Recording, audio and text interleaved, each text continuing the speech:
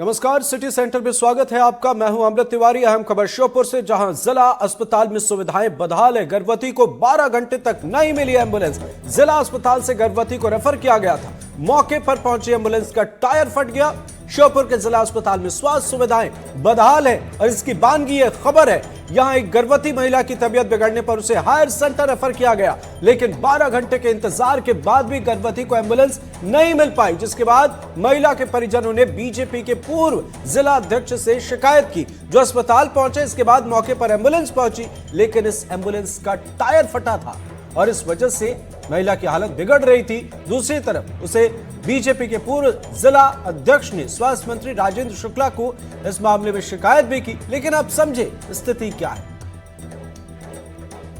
भर्ती भी कर ली डॉक्टर साहब ने, और भर्ती करने के बाद में 11 बजे रेफर कर दिया और कि एम्बुलेंस आ रही है। अब पहले तो बोला कि वो कराल पे आ गई, गोरस पे आ गई, तो वो भी नहीं आ पाई। फिर जिसके बाद में बोला कि 1 घंटे में डोडर से आ रही है, तो डोडर वाली भी नहीं आई। फिर जिसके बाद में एक एम्बुलेंस आई तो उसमें टायर नहीं है। कितने घंटे इंतजार करने के बाद आई एम्बुलेंस? एम्बुलेंस आई है 7 घंटा करने के इंतजार। अच्छा, जिसके बाद में आई है। क्या हालत थी उसकी? उसमें टायर नहीं थे। फिर जिसके बाद में दूसरी आई है तो उसमें तेल नहीं है। फिर तीसरी आई है तो तीसरी में भी डीजल नहीं है। अच्छा, क्या बोले? मतलब जो पहले एम्बुलेंस वाला आया था उसने जाने से क्यों मना करा?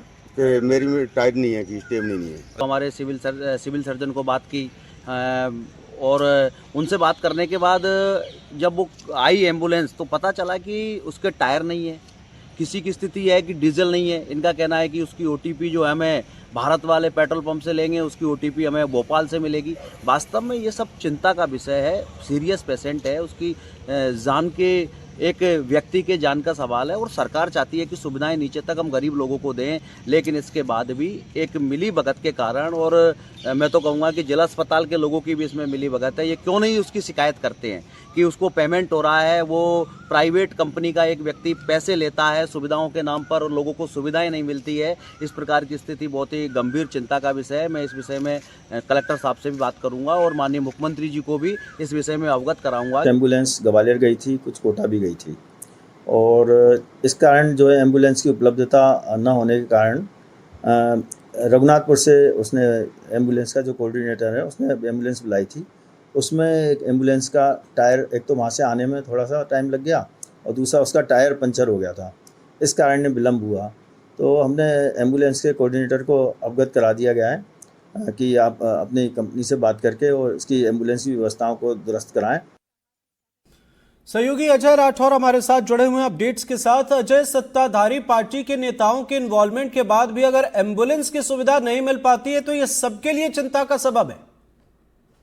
बिल्कुल, जिस तरीके से एक महिला रेफर के लिए एम्बुलेंस का इंतजार करती है और उसके परिजन जो हैं नेताओं से लेकर अफसरों तक गुहार लगाते हैं कि एम्बुलेंस दिला दीजिए, रेफर करा दीजिए ताकि महिला की जान बच सके और उसे समय पर उपचार मिल जाए।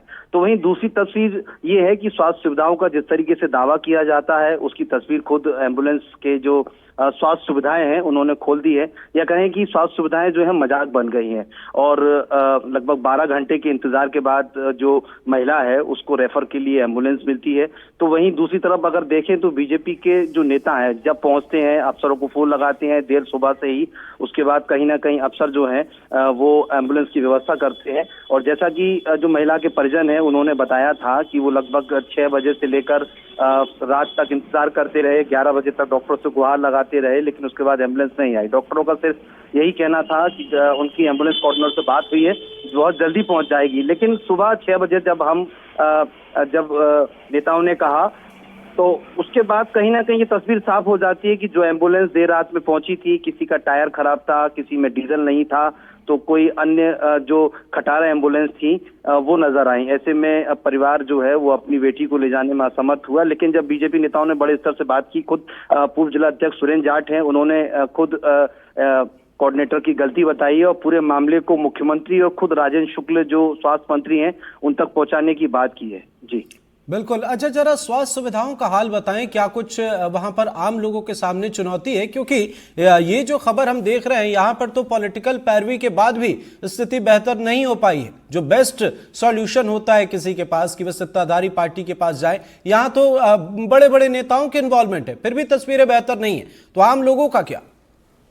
देखिए, बिल्कुल ठीक कहा आपने। जब बीजेपी के नेता यहाँ पहुंचते हैं, अफसरों को फोन खटखटाते हैं, तब कहीं जाके एम्बुलेंस की व्यवस्था होती है। और दूसरी तस्वीर की अगर बात करें तो ज्यादातर गरीब और आम लोग जो होते हैं वो इलाज के लिए जिला अस्पताल में पहुंचते हैं। और अस्पताल की अगर बात की जाए तो अस्पताल में सबसे पहले डॉक्टरों का टोटा है और कहीं ना कहीं स्वास्थ्य सुविधाएं भी जो है वो वेंटिलेटर पे है। और कहे कि जो गर्मी के दिनों में खासकर जो मरीज हैं उनको काफी परेशानी होती है। तो तस्वीर साफ है कि अंदर की भी भयावह स्थिति है। और बाहर जिस तरीके से बिल्कुल सही कह रहे हैं आप। और जिला अस्पताल पर आसपास के कई जो आसपास के जो जिले हैं वहां के लोग भी यहां पर आते हैं, लेकिन अगर ऐसी स्थिति होगी तो फिर अस्पताल के आसपास के लोग भी बेहतर इलाज नहीं करा पाएंगे। इस मामले पर जरूरत है तो बेहतर तरीके से संज्ञान लिया जाए। ऐसे आप नजर बनाए रखिए, आगे भी आपसे अपडेट लेंगे। आगे बढ़ते हैं और खबर जबलपुर से है, जहां पुरानी रंजिश में युवक की हत्या का मामला सामने आया। जानलेवा हमले में शख्स के चाचा भाई घायल हैं। बताया जा रहा है कि शनिवार की रात बदमाशों ने हमला किया था और इलाज के दौरान सुमित नाम के युवक की मौत हो गई। एक हफ्ते पहले भी बदमाशों ने यहां पर पेट्रोल बम फेंके थे। पीड़ित परिवार का पड़ोसी से विवाद चल रहा है। पड़ोस के 3 युवकों पर हमले का आरोप है। देखिए आप ये तस्वीरें देखिए आप, जबलपुर के झांसी थाना क्षेत्र में पुरानी रंजिश में एक युवक की हत्या का मामला सामने आया, जहां शनिवार की रात बदमाशों ने एक युवक पर धारदार हथियार से हमला किया। युवक को बचाने गए चाचा और भाई के साथ भी बदमाशों ने मारपीट की। इसके बाद तीनों को गंभीर हालत में अस्पताल में भर्ती कराया गया, जहां सुमित नाम के युवक की मौत हो गई। बताया जा रहा है कि पीड़ितों का पड़ोसी से विवाद चल रहा था, जिसके चलते पड़ोस में रहने वाले 3 युवकों ने हथियार से हमला कर दिया। पीड़ित परिवार की शिकायत पर पुलिस मामले की जांच में जुटी है, आरोपियों की तलाश में जुटी है। लेकिन लॉ एंड ऑर्डर को लेकर एक बड़ा सवाल खड़ा हो रहा है। यहां जिसकी मर्जी हो रही है वो हथियार उठा ले रहा, वो कानून अपने हाथ में ले रहा। तो ऐसे में खाकी के खौफ पर तो सवाल है ही, लेकिन जो दावे किए जाते हैं, जो तमाम चीजें की जा रही हैं प्रशासन की तरफ से, तमाम अभियान चलाए जा रहे हैं, वे कहां हैं और किस उसका क्या फायदा मिलता है, ये एक बड़ा सवाल है। बड़ी वेदना, बड़ी पीड़ा के साथ कहना पड़ रहा है। रांची थाने में आज पहली बार ऐसा मौका और अवसर नहीं है कि कोई उंगली उठ रही है, इसके पहले भी उठती आई है। अगर पुलिस सचेत होती तो आज एक जो नौजवान खत्म हो गया है शायद वो बच जाता। यहाँ पे रात में पीड़ित पक्ष का भाई आता है जिसके सर पे तलवार लगी होती है, इंजोर्ड रहता है, और वो थाने से गुहार करता है कि आप चल के वहाँ पे पुलिस वाले भेज दो और वहाँ पे जाके उस घटना को रुकवा लो, मेरे भाई को बांध के लोग मार रहे हैं। ऐसे अपराधियों वहाँ पर पुलिस नहीं जाती है, समय रहते नहीं पहुँच पाती है। अंततः ये होता है कि वो लड़का जो वहाँ से उसको बांध के लेके आते हैं, मारा भी और बांध के भी लेके आए, और यहाँ से ले जाके थाने में पुलिस उसको एडमिट कराई और वो लड़का दम तोड़ देता है। आज वो खत्म हो गया। मेरे भाई को इन लोग ने बांध के ले गए घर से, शुभम और सुमित को घर से बांध के लेके मारे गए हैं। मारने वाले हेमेंत, हिमांशु, टीपू और मार्टिन अन्ना के दोनों लड़के ने मारा है। कि लड़ाई झगड़े के कारण राजी हम लोग बाहर निकलते रहे। एक बार छोटी नोकझोंक हुई है, जिसके कारण बोले इन चौधरी वालों को सबको मारेंगे, जाति वालों को सबको मारेंगे, जिसमें हिमांशु भैया जो है, हिमांशु टीपू का लड़का, उसने तलवारें मारी है। उन लोग खुद अपनी कार में बिठा के यहाँ लाए, बांध के रस्सी और फेंके, वहाँ डले रहे वो, ठीक है, डले रहे। और पूरे उन लोग सब यहाँ खड़े रहे। उन लोग हम ही को बोल रहे कि बैठे रहो, यहाँ बैठ रहो, हम कर रहे और 2.5 घंटे तक मरवाए वहाँ पे। और फिर उसके बाद हमको 5 बजे वहाँ ले गए विक्टोरिया, वहाँ से रेफर कर दिया गया।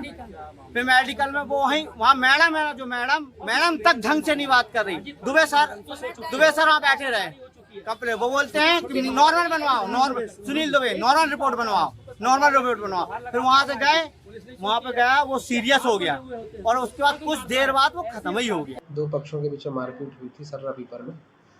उसमें थाना रांची में 107 का मुकदमा दर्ज किया गया। नामजद मुकदमा है 4 लोगों पर। चूँकि इलाज दौरान एक आहत है, उसकी मृत्यु हो गई है, तो उसमें धारा 302 बढ़ा रहे हैं। और इनका परिवारजनों का कहना है कि इसमें और लोग भी शामिल हैं, उनके भी नाम शामिल करें। उस समय वो लोग नाम नहीं लिख पा रहे, तो उनके लोग हम नाम शामिल करेंगे, वेतन जब तक आएंगे उनके नाम शामिल करके और अग्रिम कार्रवाई करेंगे। सहयोगी संजीव चौधरी हमारे साथ जुड़े हुए हैं। संजीव जी, पुरानी रंजिश में युवक की हत्या, एक हफ्ते पहले बदमाशों ने पेट्रोल बम फेंके थे, क्या है ये मामला? एक शख्स की जान जा चुकी है, 2 लोग घायल हैं, अपडेट बताएं आप।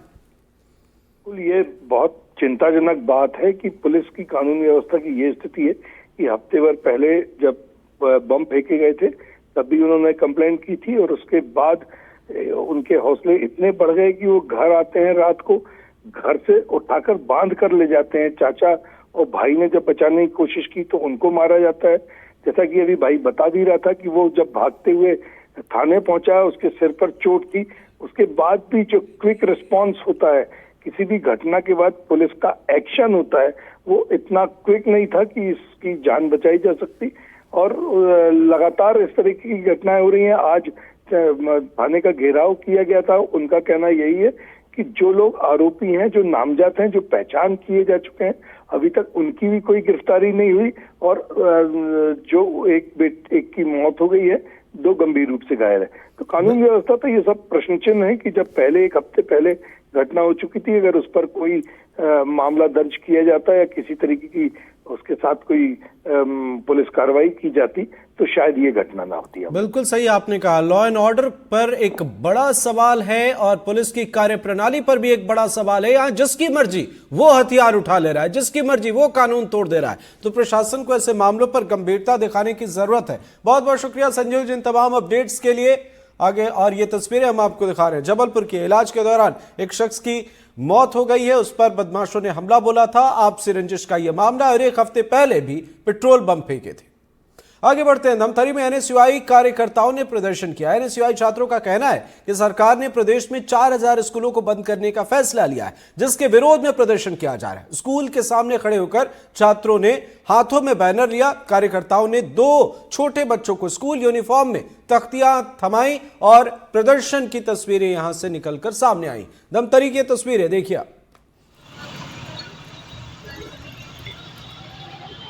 प्रदेश में जब से विष्णुदेव जी की सरकार आई है तब से शिक्षा व्यवस्था पूरी चरमराई हुई है।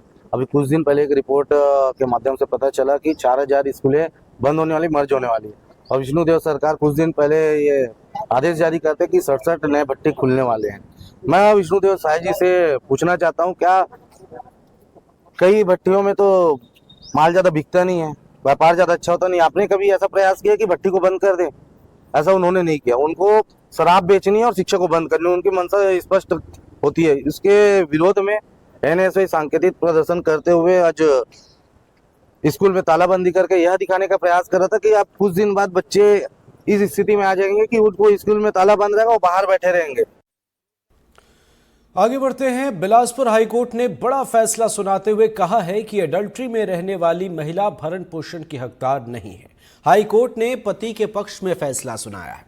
मामला रायपुर का है, जहां एक शादीशुदा महिला अपने देवर के साथ अवैध संबंध रखती थी। अपने पति के साथ डिवोर्स के बाद महिला ने 20,000 रुपए के मासिक भत्ते दिए जाने की याचिका हाईकोर्ट में लगाई थी, जिसके बाद फैमिली कोर्ट ने 4,000 रुपए मासिक भत्ता देने का निर्देश भी दिया था। हाईकोर्ट ने फैमिली कोर्ट का फैसला रद्द करते हुए एक्स्ट्रा मैरिटल अफेयर की वजह से हुए तलाक के बाद भत्ते की मांग को गलत बताया है। जशपुर पुलिस को कामयाबी मिली है। ऑपरेशन अंकुश के तहत पुलिस ने कुख्यात फरार लुटेरे रतन लकड़ा को गिरफ्तार किया है। आरोपी ने अपने साथियों के साथ मिलकर कुछ दिन पहले 2 दिनों में 3 लूट की वारदातों को अंजाम दिया था। जानकारी के मुताबिक आरोपी रतन के खिलाफ कई थानों में 16 लूट के प्रकरण दर्ज है। गौरतलब है कि लूट में शामिल 2 आरोपियों की पहले गिरफ्तारी हो चुकी है।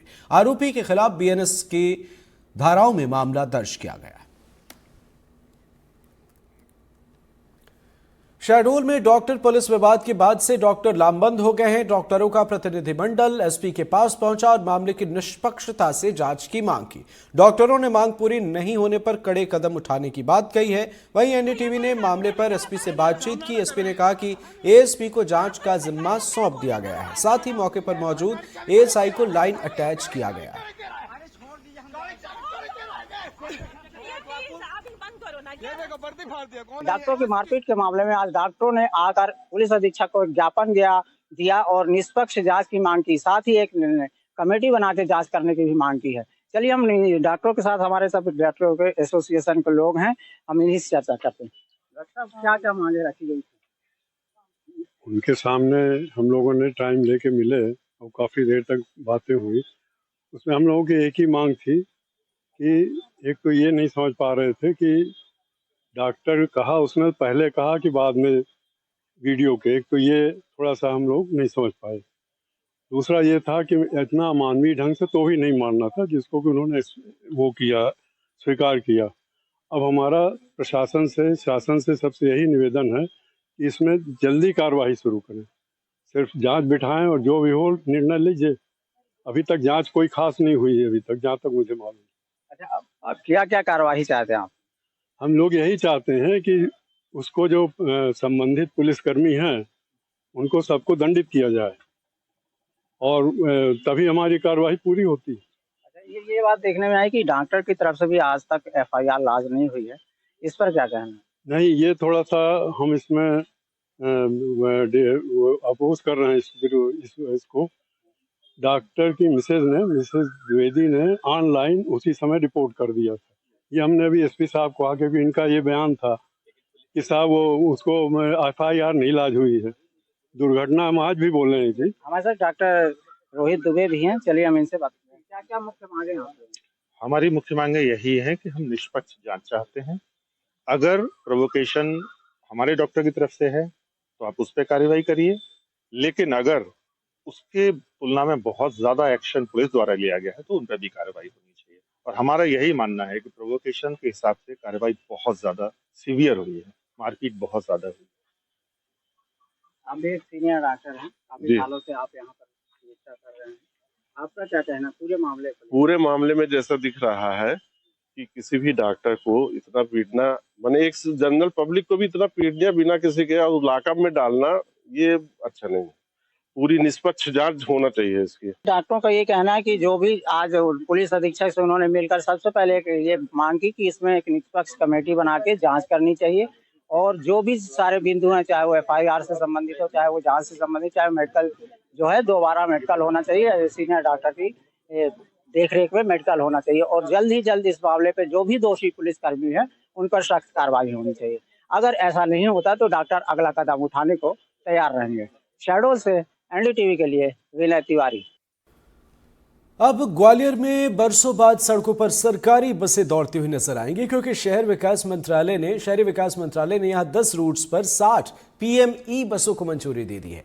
कलेक्टर रुचिका चौहान ने जानकारी देते हुए बताया है कि बसों के रूट्स का निरीक्षण कर लिया गया है। कलेक्टर ने कहा कि रूट्स पर मिली खामियों को अब दुरुस्त किया जा रहा है। बसों के लिए चार्जिंग स्टेशन भी बनाने की तैयारी की जा रही। तो देखें आप दो तस्वीरें, एक रुचिका चौहान कलेक्टर जो पहुंचती हैं इस मामले में बातचीत के लिए और निरीक्षण के लिए, दूसरी तस्वीर बस में बाज़ाब्ता कलेक्टर भी बैठी हुई नजर आई, उन्होंने खुद निरीक्षण किया जो रूट है उसका। खंडवा में रविवार सुबह बाल सुधार गृह से 5 बाल अपचारी बच्चे फरार हो गए। ये बच्चे दीवार में गड्ढा बनाकर फरार हो गए। फरार बच्चे चोरी के मामले में आरोपी हैं जो साल भर से सुधार गृह में रह रहे थे। CSP का कहना है कि मामला दर्ज कर लिया गया है, फरार बच्चों की तलाश शुरू कर दी गई है। लेकिन आपको बता दें ये कोई पहला मामला नहीं है, अलग अलग जगहों से सूबे में ऐसी तस्वीरें सामने आती है। कुछ दिन पहले भी सुधार गृह से बच्चे फरार हो गए थे आंख में मिर्ची पाउडर डालकर। एक और मामला सामने आया। अब ये कोई दुर्दांत अपराधी तो है नहीं, अगर प्रशासन और अगर जो यहां पर तैनात सुरक्षा कर्मी है अगर बच्चों को भी ना संभाल पाए तो फिर प्रशासन के लिए एक बड़ी चुनौती है। जहां बड़े बड़े कैदी फरार हो ही रहे हैं, अब सुधार गृह से बच्चे भी फरार हो जा रहे हैं। वे दीवार में सेंधमारी करके निकल जा रहे हैं, कभी आंख में मिर्ची पाउडर डालकर निकल जा रहे हैं। तो प्रशासन को इन मामलों पर गंभीरता दिखानी होगी।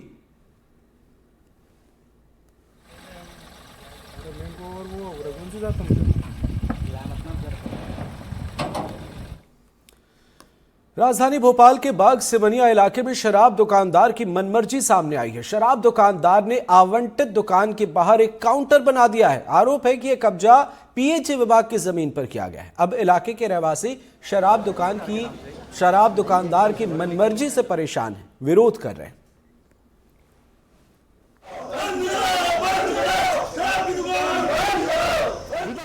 मध्य प्रदेश की राजधानी भोपाल में शराब दुकानों को खोलने को लेकर लगातार विरोध हो रहा है। अब एक नया विरोध बागसेवनिया इलाके में शुरू हो गया है। कुछ लोग मेरे साथ मौजूद हैं, बातचीत करने की कोशिश करते हैं कि क्या दिक्कत है। सर, क्या दिक्कत आ रही है? जो शराब दुकान है, जो शराब की दुकान है, उसका मेन रोड से पहले था उसका गेट, शटर उधर लगी हुई थी। अभी उसने 1 साल पहले इधर सेट डाल के और चालू करी अभी दुकान। तो उससे यहाँ हम लोगों को, रहवासियों को काफ़ी परेशानी का सामना आएगा। दारू वाले दारू पी के पड़े रहेंगे, यहाँ झगड़े तंटे करेंगे, यहाँ पड़े रहते हैं वो लोग, और रोड पे अतिक्रमण होगा, लोग गुमटी वगैरह लगाएंगे। देखो वो अभी 3 दिन पहले खोला और आज गुमटी रखा कहीं वहाँ पे। तो ये हम लोगों को असुविधा होगी यहाँ रहने रहवासियों को, इसलिए हम लोग नहीं चाहते कि ये दुकान खुले। और जबकि उनको परमिशन ही नहीं है इस साइड की, उनने ज़बरदस्ती अपनी। कब यहाँ पे कब से दूसरे साइड में दुकान खुलने लगी है? ये कल शाम से दुकान खुली है और आज गुमटी भी वहाँ पे खड़ी है, और जिसके कारण मतलब काफ़ी पब्लिक को, हम यहाँ के रहवासी को उसका सामना करना पड़ रहा है। तो प्रशासन से निवेदन है कि ये दुकान जल्द से जल्द बंद करे। और यहाँ प्रशासनिक अधिकारियों से, कलेक्टर से या किसी से कोई बातचीत हुई आप लोगों को? अभी आए थे, कलेक्टर साहब आए थे, उन्होंने आश्वासन दिया हुआ है कि आज से नहीं खुलेगी, ऐसा उनका आश्वासन हम लोगों को मिला हुआ है। इसके पहले तक दुकान किस साइड खुलती थी? आगे की साइड? इसके पहले दूसरी तरफ खुलती थी, जब दूसरों के ठेके थे। अभी दूसरे बंदे को ठेका मिला है तो उसने फिर इधर से खोलने की कोशिश की। जैसा कि आप देख रहे हैं सामने 80 फीट रोड है, ये यहाँ पे कई लोगों का आना जाना होता है। यहाँ पे महिलाएं, इसी तरह महिलाएं की कनेक्टिविटी यहीं से, एक्चुअल में रोड मार्केट यहीं से पड़ता है। तो यहाँ से जब दारू की दुकान खुल जाएगी तो आते भी यहाँ खुल जाएंगे। जैसा कि आप देख रहे हैं, आते गवर्नमेंट ने बंद कर दिए हैं, उससे और उपद्रव बढ़ गया है। पहले के मुकाबले बियर बार हुआ करते थे, सब होते थे, ठीक है, अपनी जगह आते होते थे तो कोई गरीब जन अपने उसमें पी लेते थे। लेकिन अब आते बंद करने का लोग रोडों पे पीने लगे, दुकानों पे खड़े होकर पीने लगे। अब इसी रोड पे कनेक्टिविटी रहेगी तो इसी रोड पे लोग पियेंगे। ये भी खतरा है कि जो लोग यहाँ से गुजरेंगे उनके साथ भी कुछ, वो तो आगे जाके चेन स्नैचिंग कुछ भी हो सकता है। पीने के बाद तो आदमी का होश रहता नहीं, कुछ भी कर सकता है, और आगे भी कई गतिविधियां होने लगेंगी। जैसा कि आप देख रहे हैं, कनेक्टिविटी इसी रोड से और मार्केट भी यहीं से जुड़ा हुआ है। तो गतिविधि तो असामान्य गतिविधियां तो होंगी। तो इसलिए हम कृपया करके ये चाह रहे हैं कि इस तरफ का गेट बंद करके जो उनका सामान्य गेट है, जो जहाँ से वो एक्टिविटी अपनी कर रहे हैं पहले से, वहाँ से करें। मैम, अगर इस तरफ भी गेट हो गया या इधर भी लोग शराब पीने लगेंगे तो दिक्कत होगी? बिल्कुल दिक्कत होगी, क्योंकि यहाँ पे हमारा सब्जी मार्केट भी बिल्कुल करीब है यहाँ से। तो सब्जी मार्केट के लिए जनरली लेडीज़ ही जाती है रात तक, यानी 8 बजे तक, 8:30 बजे तक तो लेडीज़ यहाँ से गुजरती है। और ये शराब की दुकान होने के कारण शराबियों को क्या कोई टाइम नहीं होता है, वो तो आ जाके कभी भी अपना चालू हो जाते हैं। और ये सारा सिलसिला यदि ऐसा चलता रहा तो लेडीज़ के लिए सिक्योरिटी पॉइंट ऑफ व्यू से बहुत ही गलत है।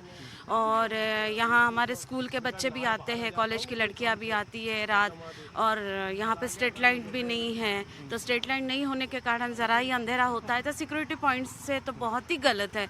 हम लोग चाहते हैं परमानेंटली इस साइड वाला जो डोर है वो हमेशा के लिए ही बंद हो जाए। तो महिलाओं को एक सुरक्षा का भी खतरा महसूस हो रहा है, और ये चाहते हैं कि जो दूसरा गेट है उसे पूरी तरीके से बंद किया जाए। हालांकि कलेक्टर ने आश्वासन दिया है, अब देखना है कि इस आश्वासन के बाद जो इस तरफ नया दरवाजा बनाया गया वो बंद होता है या नहीं। भोपाल से कैमरा पर्सन राजू बातम के साथ आकाश द्विवेदी, एनडीटीवी। बलौदाबाजार जिले में उत्कृष्ट विवेचना और अपराध नियंत्रण में योगदान देने वाले पुलिसकर्मियों को सम्मानित करने के लिए कॉप ऑफ मंथ योजना के तहत मई 2025 के लिए 4 अधिकारी कर्मचारियों को चुना गया। पुलिस अधीक्षक भावना गुप्ता ने उप निरीक्षक किशन कुंभकार को महिला संबंधी गंभीर प्रकरण में उत्कृष्ट विवेचना में, सहायक उप निरीक्षक जगदीश सोनवानी को अवैध शराब प्रकरण में आरोपी को सजा दिलवाने में, सहायक उप निरीक्षक जीवनलाल वर्मा को एनडीपीएस केस की प्रभावी विवेचना और आरक्षक गौरीशंकर कश्यप को अंतर्राज्यीय सट्टा गिरोह की पतासाजी में अहम भूमिका निभाने के लिए सम्मानित किया। पुलिस लाइन स्थित कम्युनिटी हॉल में एसपी ने प्रशस्ति पत्र और प्रतीक चिन्ह देकर सभी को सम्मानित किया।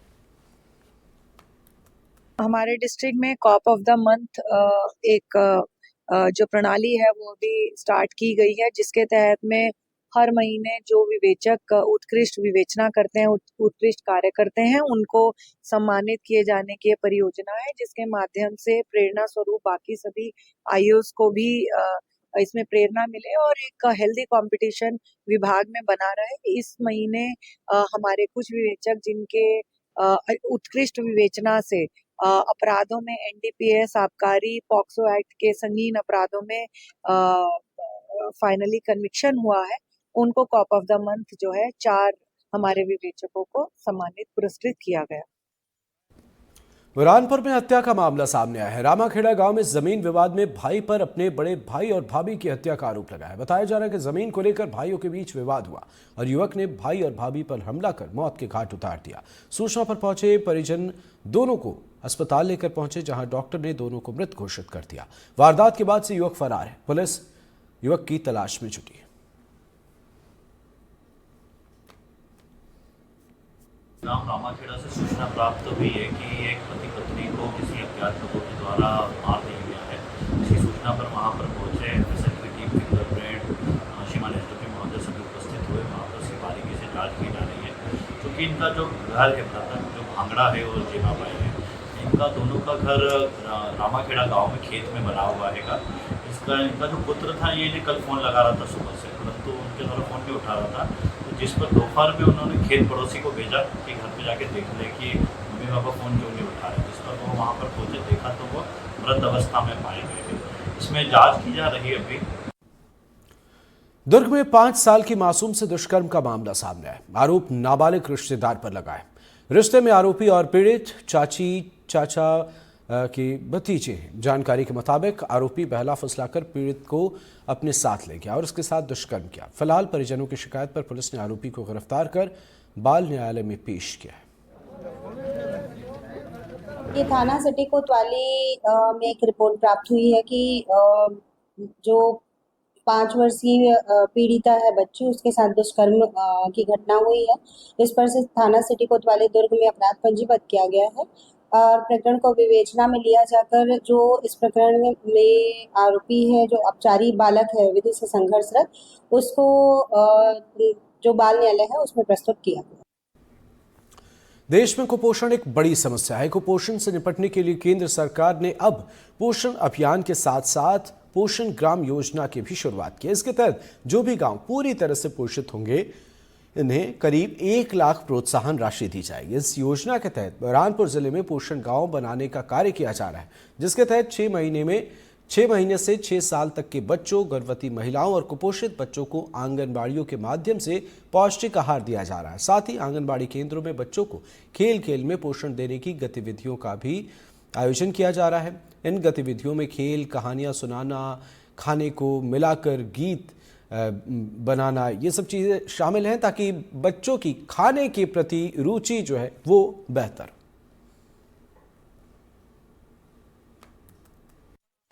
जो भी आंगनवाड़ी का मेरी चयन हुआ है, जो कुपोषित मुक्त करना है गांव को हमारे, तो उसमें प्रयास ये है सर मेरा कि हमारा ग्राम कुपोषित मुक्त हो जाए, जिसमें हमारे पंचायत वाले सचिव, सरपंच है, जन सहयोग करते जो आते आगे बढ़ के, उनका सहयोग रहता है हमेशा। और हमारे गाँव के सभी जो भी पंच है सब एक्टिव है सर। जब भी हमें कुछ कार्य में उनका सहयोग होता है तो वो अपना सहयोग देते हैं। और इसी के साथ सिटी सेंटर में फिलहाल इतना ही। नमस्कार।